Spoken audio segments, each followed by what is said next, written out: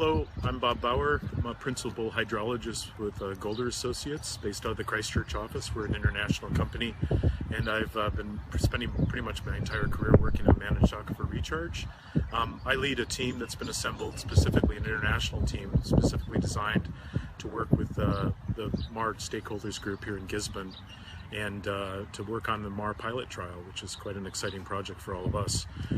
This group consists of geochemists. I'm an engineer, but there's geochemists, there's planners, there's experts in injection bores, there's experts in different types of geochemical management of those types of bores, and we draw upon a two-company kind of group, including Golder Associates, but also Aquion, and Aquion includes a couple of the world experts in Managed Aquifer Recharge, Peter Dillon and Russell Martin. So we've tried our best to try to get the best possible people really in the world to work on this project and develop it here for the Gisborne community.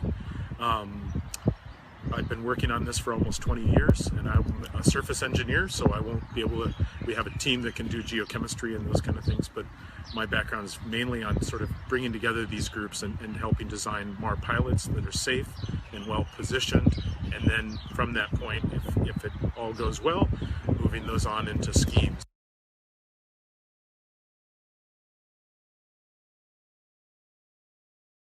So you can really look at it two ways. One is, as humans, we've incidentally or accidentally recharged aquifers for millennia through irrigation, through the building of dams or open race canals that they've hand dug since the beginning of time.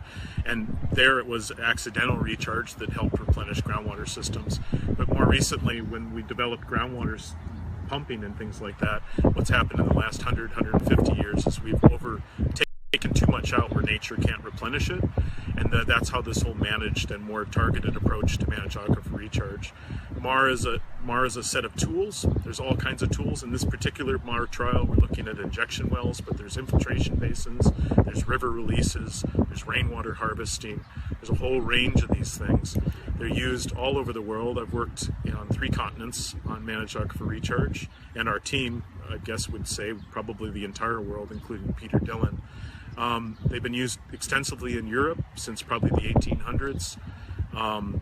There's great examples in the United States of fully developed groundwater replenishment schemes that use completely recycled water in Orange County, California.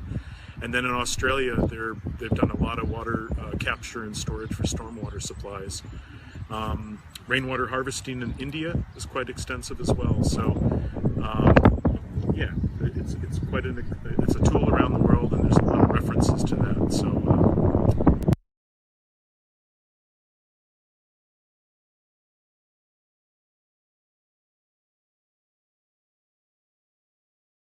So the key is we're using best management practices really primarily from the Australian guidelines. There's a MAR guidelines that one of our team members actually wrote, Peter Dillon, but also we draw upon my experiences in the United States and some of the stuff we see from South Africa and Europe as well.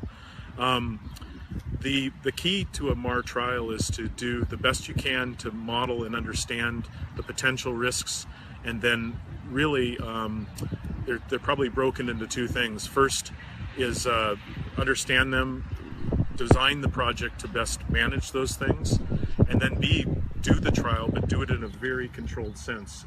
In this particular trial, we'll be drilling a sentinel well to start with, a small test well to see if the lithology is right, so the aquifer layer cake and that kind of thing, the rocks and the sands and the silts. And then from that's used as a monitoring bore where you put the dedicated bore in next to it. And the initial trial is literally about 12 cubic meters of water that goes into the ground.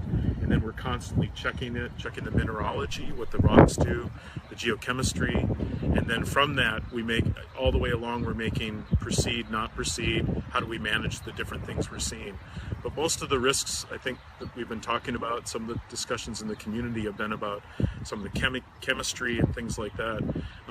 First and foremost, we see all those as very low risks, and